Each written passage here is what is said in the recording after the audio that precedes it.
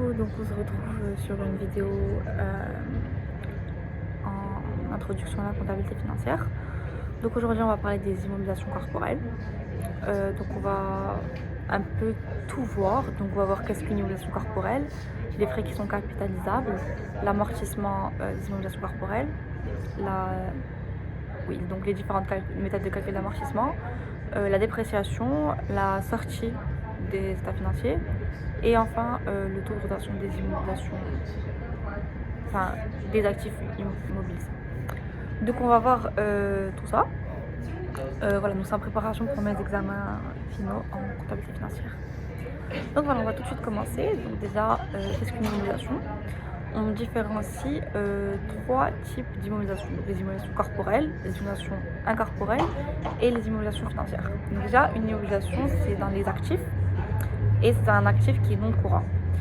Donc par exemple, les immobilisations corporelles vont être des actifs physiques, non courants, mais qui ne sont pas destinés à la vente. Par exemple, le stock est destiné à la vente pour une entreprise. Donc, et en plus, le stock est courant. Mais par exemple, une immobilisation corporelle, ça va être une machine, parce que quand une entreprise achète une machine, ce n'est pas pour la vendre, c'est pour produire. Donc les immobilisations corporelles sont physiques, non destinées à la vente, des actifs non courants, et aussi elles ont pour but de générer des profits pour l'entreprise, donc des avantages futurs, comme par exemple servir à la vente. Donc ça c'est pour les immobilisations corporelles. Ensuite on différencie les immobilisations incorporelles qui vont là être des actifs non physiques, comme par exemple des logiciels, des brevets, licences, droits d'auteur, tout ça. Donc aujourd'hui on va se concentrer sur les actifs corporels, donc c'est tout ce qui est physique. Donc maintenant qu'on a défini à peu près c'est quoi une immobilisation corporelle, on va voir comment on la comptabilise. C'est-à-dire quels frais sont capitalisables ou non. Ça veut dire quoi capitalisable? Ça veut dire quels frais je peux compter dans l'actif.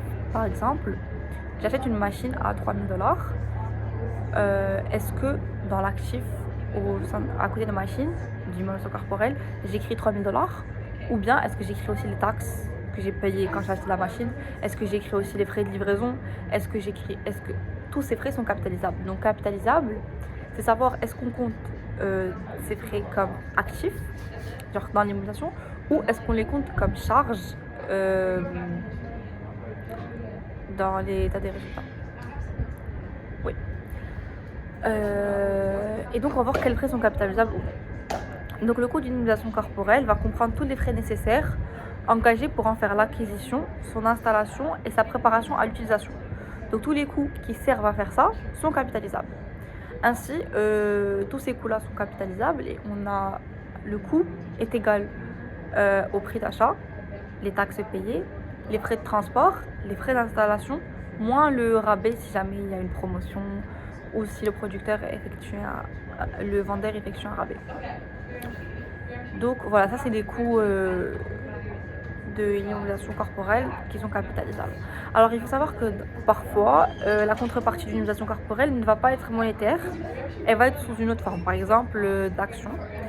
Et donc le fournisseur, au lieu de recevoir de l'argent, il va recevoir des actions émises par l'entreprise et donc devenir actionnaire de cette dernière. Et donc on va comptabiliser la transaction au capital social.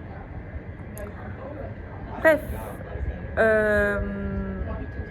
si jamais une entreprise décide de construire son immobilisation corporelle, donc je sais pas, construire sa propre machine, eh bien tous les coûts de construction sont capitalisables. C'est-à-dire, si elle va engager des ouvriers pour construire ça, les salaires des ouvriers sont capitalisables et donc sont comptés dans l'immobilisation corporelle et ne sont pas comptés comme charge.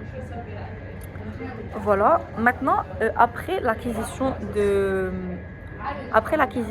l'immobilisation corporelle, si l'entreprise a besoin d'engager des frais pour son entretien ou quel que soit le besoin, elle a besoin d'engager des frais par rapport à cette immobilisation. Est-ce que ces frais sont capitalisables ou non? La réponse, ça dépend. C'est ce que mon prof dit. En gros, si ce sont des dépenses d'exploitation, non, c'est pas capitalisable, donc c'est des charges. Si c'est des dépenses en capital, dans ce cas-là, elles sont capitalisables. Donc maintenant, qu'est-ce que les dépenses d'exploitation? Qu'est-ce que sont les dépenses en capital? Donc, les dépenses qui sont en capital, donc que l'entreprise peut capitaliser et compter dans les actifs, elles obéissent toutes à une règle. C'est toute dépense qui a pour nature d'augmenter les avantages économiques générés par l'immobilisation, d'augmenter sa durée de vie ou d'augmenter sa valeur résiduelle sont capitalisables si une augmentation a été générée par cette dépense. Donc, il y a trois conditions. Soit, si cette dépense, soit elle permet d'augmenter les avantages économiques, par exemple une machine, elle produit généralement 100 unités par journée. J'effectue des dépenses pour faire une amélioration, elle va produire 150 unités. Dans ce cas-là, oui, la dépense est capitalisable. Ou elle va augmenter la durée de vie, donc la machine est utile dans 10 ans, je dépense quelque chose, elle va être utile pendant 15 ans, donc oui, c'est capitalisable. Enfin, augmenter sa valeur résiduelle, donc on va voir c'est quoi la valeur résiduelle plus tard, mais si lors de ma dépense, la valeur résiduelle augmente, eh bien, ces dépenses-là sont capitalisables. Donc, on va définir la valeur résiduelle un peu plus tard dans le cours. Mais voilà, tout ça, c'est les trois conditions pour que les frais soient capitalisables. Donc, tous ceux qui ne rentrent pas dans ces catégories-là sont comptabilisés comme charges. Donc, les dépenses non capitalisables, donc comptées comme charges, les dépenses d'exploitation, sont par exemple les coûts engagés pour l'entretien des coûts d'immobilisation usuels. Donc, je dois la nettoyer par exemple, je sais pas, une fois tous les mois. Ces coûts-là ne sont pas capitalisables. Ou bien les coûts nécessaires pour maintenir l'actif en bon état, ou encore les dépenses récurrentes ne servant pas à prolonger la durée d'utilité de l'actif. Donc voilà, ça c'est pour les coûts qui sont capitalisables après avoir acquis l'immobilisation corporelle. Ok, donc c'était tout pour la capitalisation des immobilisations corporelles. Maintenant, on va passer à l'amortissement. Donc, en effet, il faut répartir le coût de l'immobilisation sur toutes les périodes où elle a été utilisée par l'entreprise pour produire. En effet, ma machine, le jour où je l'achète et 5 ans plus tard après l'avoir utilisée pendant 5 ans, n'a pas le même coût parce qu'il y a un coût d'amortissement qui fait que sa valeur diminue. Et donc, comment on comptabilise cet amortissement? Donc, avant de comptabiliser l'amortissement, on va disposer de 3 variables qui sont généralement données. Donc, ces 3 variables sont assez importantes. On a parlé par exemple précédemment de la valeur résiduelle, c'est là où on va la définir. Donc, tout d'abord, on a le coût de l'immobilisation corporelle, donc le coût de l'acquisition, le prix à laquelle tu achètes. Ensuite, on a la durée d'utilité. Donc, c'est le temps durant lequel l'actif sera utile à l'entreprise. C'est différent de la durée de vie. Par exemple, j'achète des camions. Mes camions ont une durée de vie de 15 ans. Mais supposons la durée d'utilité de l'entreprise est de 10 ans. Pourquoi? Parce que l'entreprise, tous les 10 ans, change ses camions pour, je sais pas, avoir une bonne qualité dans les roues ou peu importe. Du coup, la durée d'utilité est de 10 ans et non pas 15. Enfin, la dernière variable importante, c'est la valeur résiduelle. Et donc, la valeur résiduelle, c'est la valeur de l'actif après la durée d'utilité. Donc, par exemple, mon camion, sa durée de vie de 15 ans, durée d'utilité 10 ans. Donc, après les 10 ans, il lui reste 5 ans, 5 ans de valeur de vie. Donc, après 10 ans, quelle est sa valeur? Pour les 5 ans qui lui restent à vivre, on va dire. Quelle est sa valeur? Donc ça, c'est la valeur résiduelle. Donc la valeur après que l'entreprise l'ait utilisée pendant tout le temps où elle en a besoin, qui est la durée d'utilité. Donc ça, c'est les 3 valeurs et variables importantes dont on a besoin pour calculer l'amortissement. Maintenant, pour le calcul de l'amortissement, on a différentes méthodes. Donc on a 3 méthodes qui sont reconnues au Canada. Donc la première méthode, ça va être la méthode d'amortissement linéaire. Donc la méthode d'amortissement linéaire, en gros, elle permet de répartir le montant de l'immobilisation à part égale sur les différents exercices. Par exemple, mon immobilisation a coûté 3 000 $ lorsque je l'ai acheté. Donc, supposons que je veux répartir l'amortissement de toute mon immobilisation. Supposons que j'utilise pendant 10 ans, je vais faire 300 $ chaque année. Donc, tu répartis à part égale.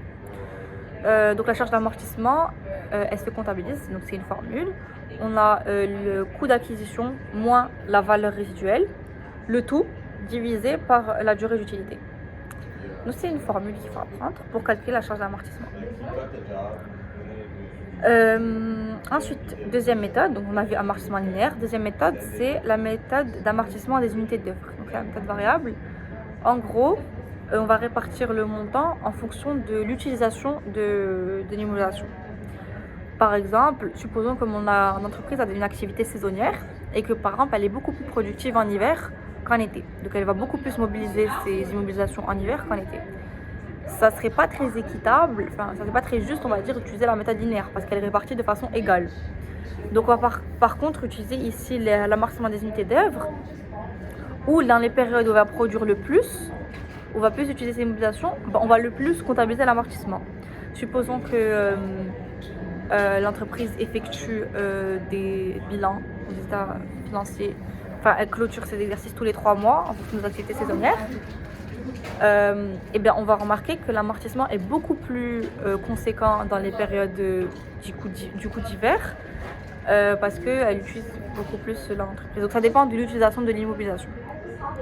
Et donc la formule, la charge d'amortissement est égale à coût d'acquisition moins valeur résiduelle, le tout divisé par l'utilisation totale sur la durée de vie, fois l'utilisation réelle pendant l'exercice. Donc tout ça, c'est des variables qui vous sont données dans l'exercice. Vous n'avez pas besoin de réfléchir sur ça maintenant. Genre, quand il y aura un exercice, ils vont vous dire, par exemple, l'utilisation réelle et ils vont vous donner la valeur.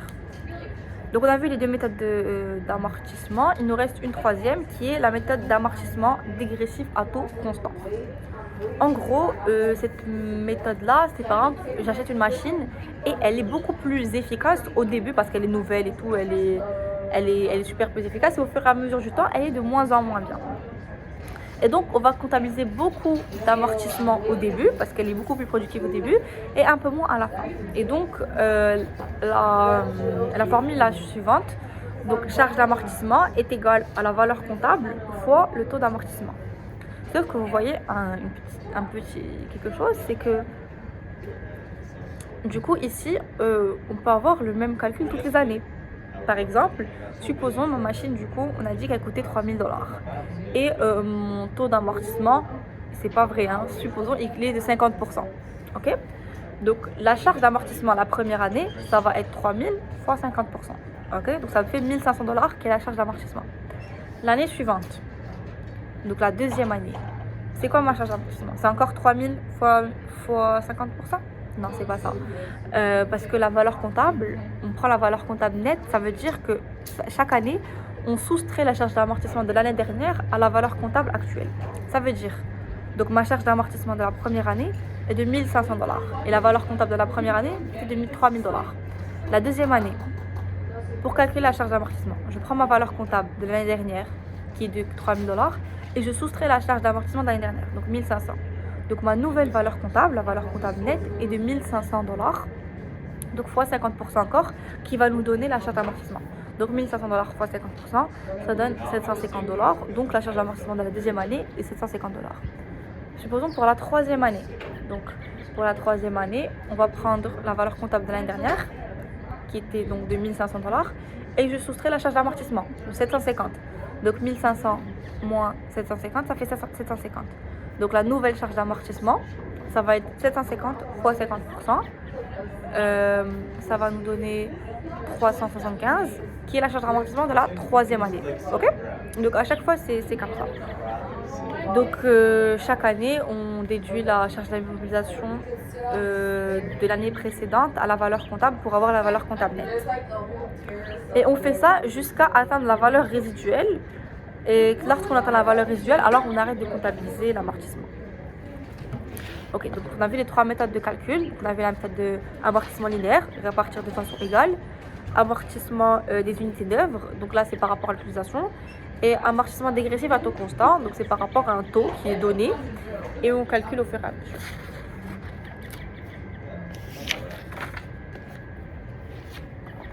Donc maintenant on va passer à la dépréciation des immobilisations. Donc bien sûr toutes ces méthodes d'amortissement qu'on a calculées, ça reste très théorique et ça ne nous dit rien que ça correspond à ce que l'immobilisation vaut dans la vraie vie. Ainsi les entreprises doivent régulièrement passer en revue les immobilisations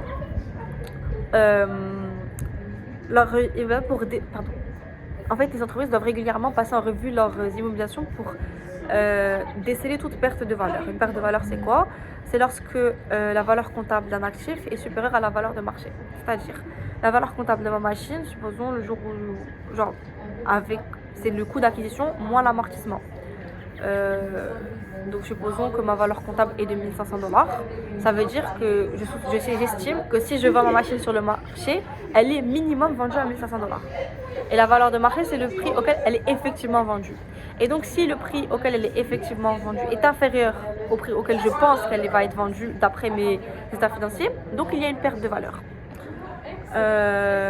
Et donc on va procéder à un test de dépréciation. Il permet d'assurer qu'une entreprise présente dans ses états financiers la valeur minimale de ce que vaut ses immobilisations corporelles. Et donc si le test de valeur est positif,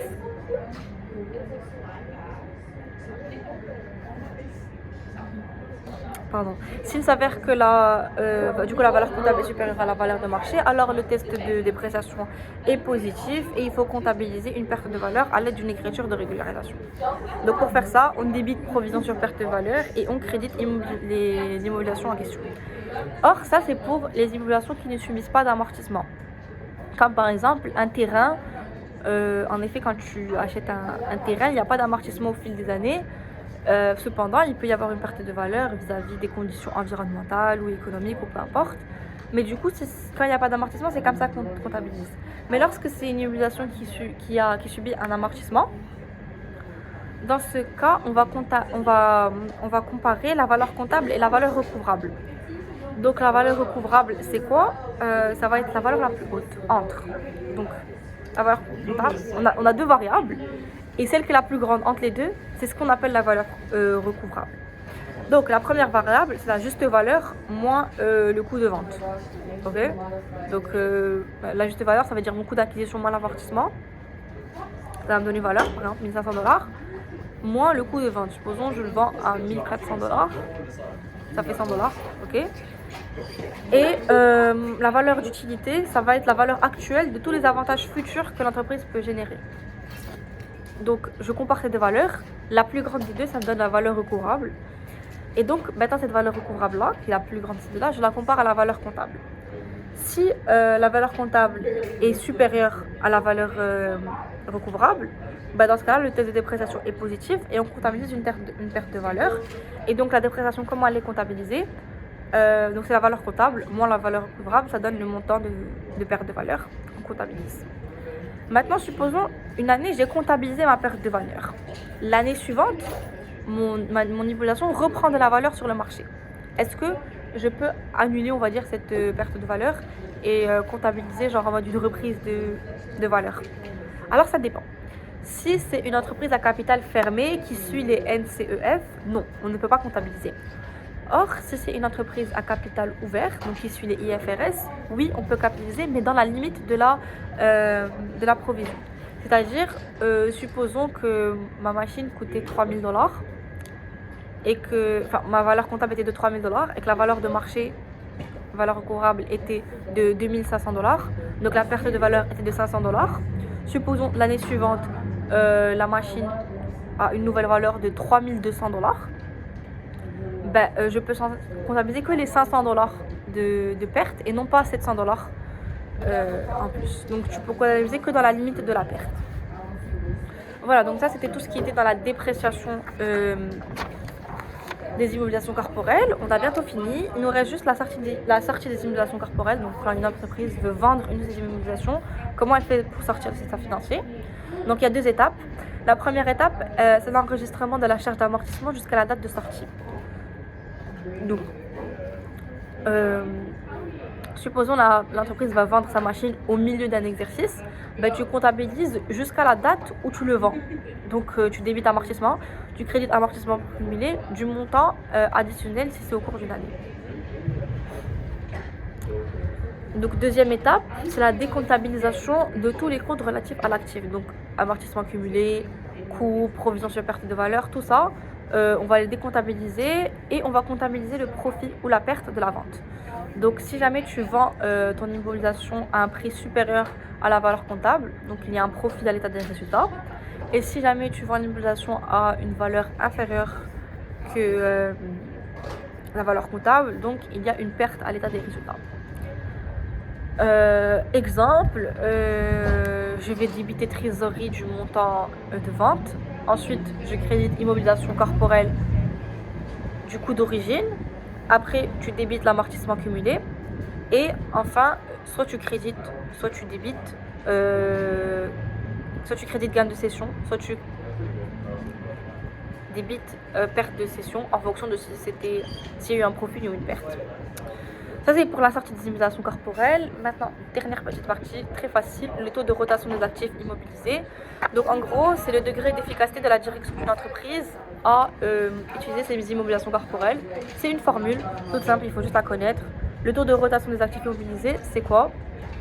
C'est le chiffre d'affaires net divisé par les actifs immobilisés moyens. Les actifs immobilisés moyens, c'est quoi? C'est les actifs immobilisés à l'ouverture de l'exercice, plus les actifs immobilisés à la fermeture de l'exercice, le tout divisé par 2, ça nous donne les actifs immobilisés moyens pendant l'exercice. Et donc tu divises le chiffre d'affaires net par les actifs immobilisés moyens, et ça te donne le taux de rotation des actifs immobilisés. Donc voilà, c'était tout pour les immobilisations corporelles. On a pu voir la définition d'une immobilisation corporelle, on a pu voir les charges qui sont capitalisables ou non, on a vu l'amortissement, on a vu la dépréciation, on a vu la sortie des immobilisations corporelles et on a vu le taux des actifs immobilisés. Oui, voilà, taux des actifs immobilisés. Donc voilà, bisous.